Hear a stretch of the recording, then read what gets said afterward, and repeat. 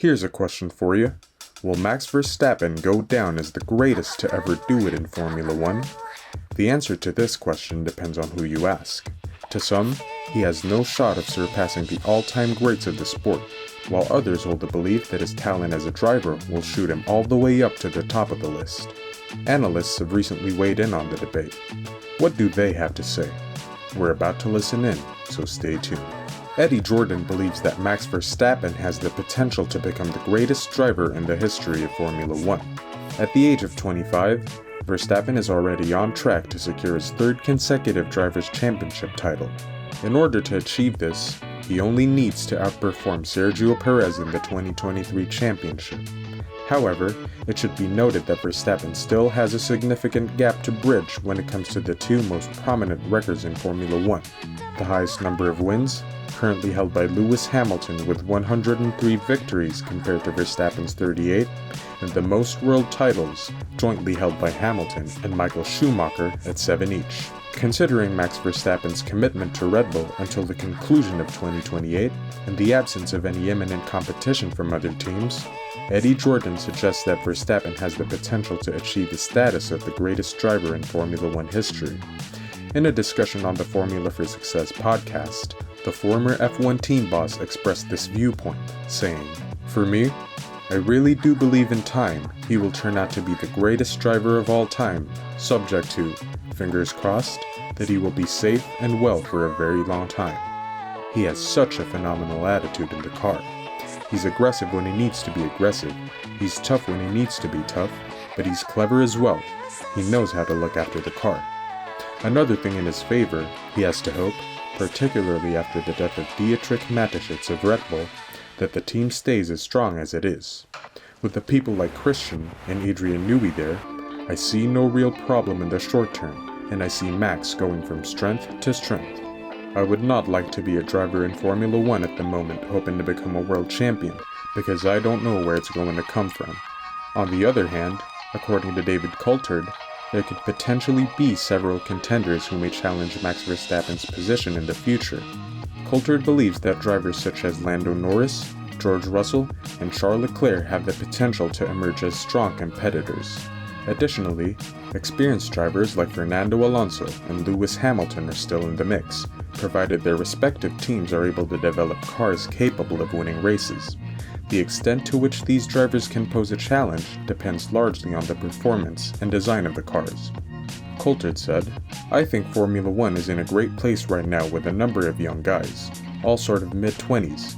You've got the Landos, and Georges, and Charles, and Maxes, and whoever else I'm missing out of that group right now. And then at the other end, you've got Fernando and Lewis as the elder statesmen. But we have a generation of drivers in their mid-20s that for the next decade are going to be trying to fight it out. And basically, any one of those guys who get their hands on a race-winning car has a chance to challenge Max. Challenging Max in the same team is going to take somebody mighty, a superhuman effort, because Max is he's just a machine, isn't he? He's been groomed in the nicest way of that expression in terms of being on racetrack from an early age. Both parents have been racers, and he's assertive, strong-willed, and more than capable."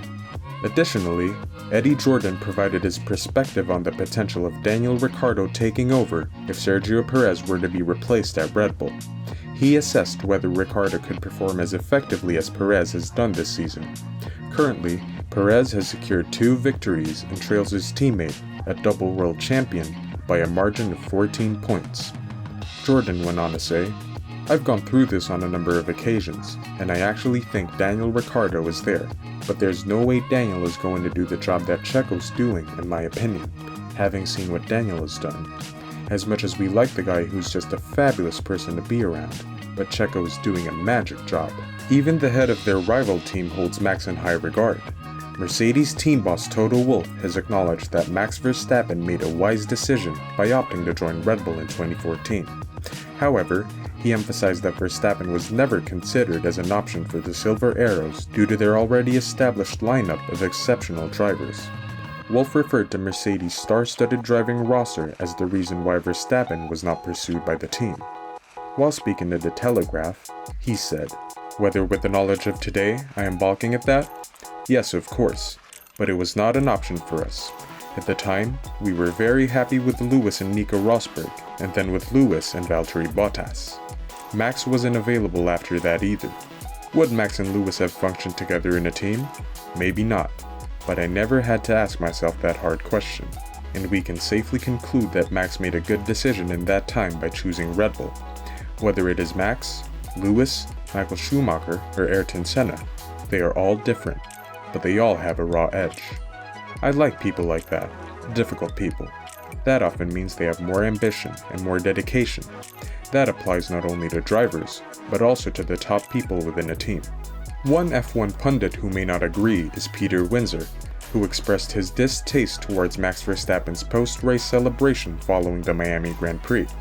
Windsor drew a comparison between Verstappen's reaction after securing his third win of the season to the flashier football stars of today.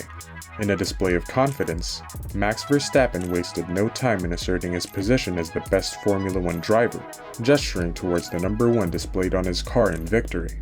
However, Windsor showed dissatisfaction with Verstappen's bold demeanor and strongly criticized his chosen form of celebration, saying, "What was he doing pointing at number 1 on his car? He is number 1 in the world. Isn't that what his fans expect him to be doing? I personally don't like any of that. You want my opinion? I don't like it." I like drivers to be very reverential, and all athletes copy all the football stars. To me, it's like, I'm very lucky to be in a good car, good team. Hope I did a good job today, and I would like to pay a lot of compliments to my fellow competitors and be very humble about this. Jim Clark-esque. Unfortunately, Max Verstappen also faced a negative reception from the fans as he ascended the podium with a series of boos directed towards him. When discussing the race and his efforts to lead the pack, the 25-year-old stated, "It was a good race. I stayed out of trouble in the beginning. I had a good battle with Checo and we kept it clean, and that was the most important thing. A great win today. Yesterday was a setback in qualifying, but today we kept it calm and clean, and winning a race from 9th is always very satisfying. I always feel unbeatable. Sometimes other people also have a really good day. You try to be close to 100% or perfect all of the time. It's a long season. I try to be always as close as possible to perfect." How about you? What do you think? Will Max Verstappen etch his name in the history books as the sport's King of Kings? Let us know who you think is the greatest of all time in the comments below. And don't forget to subscribe and ring that notification bell for the hottest F1 news.